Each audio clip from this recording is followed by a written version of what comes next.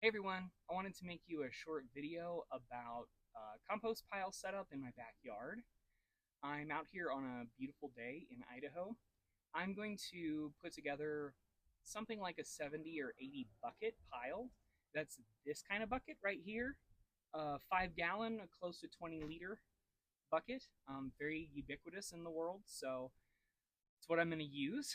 I'm going to actually try to angle the camera here so you see this is sort of my staging area. That silver tarp is where I'm going to mix things. And we're going to do a little tour of my materials. So over here I have a big pile of leaves and food scraps. Basically what happened this winter is I created like sort of a big leaf corral, and then I just took our kitchen scraps and buried them in there where they instantly froze because it was winter. And then as things thawed out, they started to somewhat passively decompose. And I have pretty much what I would consider an even mix of higher nitrogen materials from kitchen scraps and moderate carbon materials. You can find a huge range of what's listed for leaves out there. But let's see a little bit more of my setup, and I'm going to try to not make anybody sick as I move the camera here.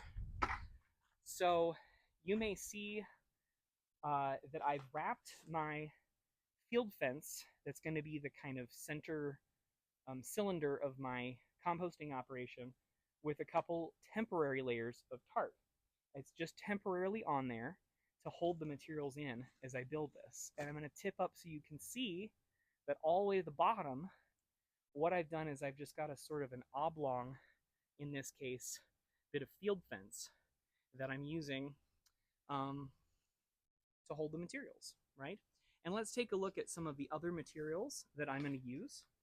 So over here on the ground, I've already pre measured my aged wood chips, and I've been soaking them for a couple of days because things need to be pretty wet in order to compost, and woody materials can be pretty slow to pick up moisture.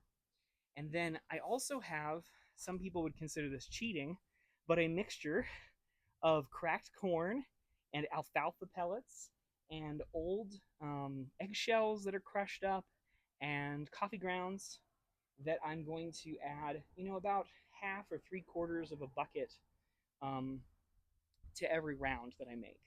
I'm going to make this pile 10 buckets at a time. So that's just because of what the size of my tarp is, that I can get um, about 10 buckets of material on the tarp and then move them around and mix them really well and add more water, and then put them back in the buckets and throw them up over the top of the bin in there.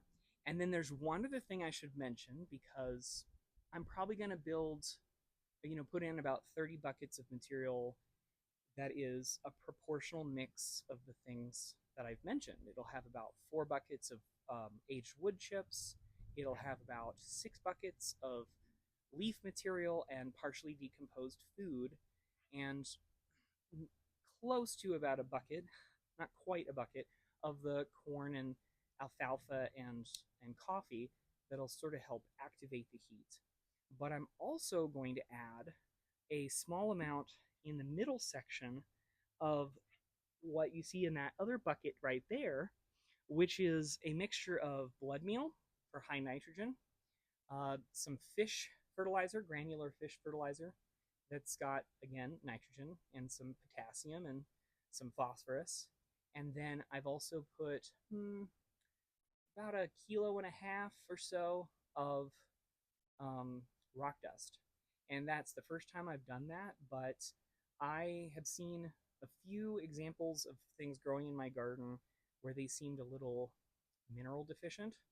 And I think that maybe I can solve that problem by adding a little bit of rock dust. So this is video number 1, where I'm just discussing the materials, and really the second video I expect to be done or mostly done with the process. Thanks.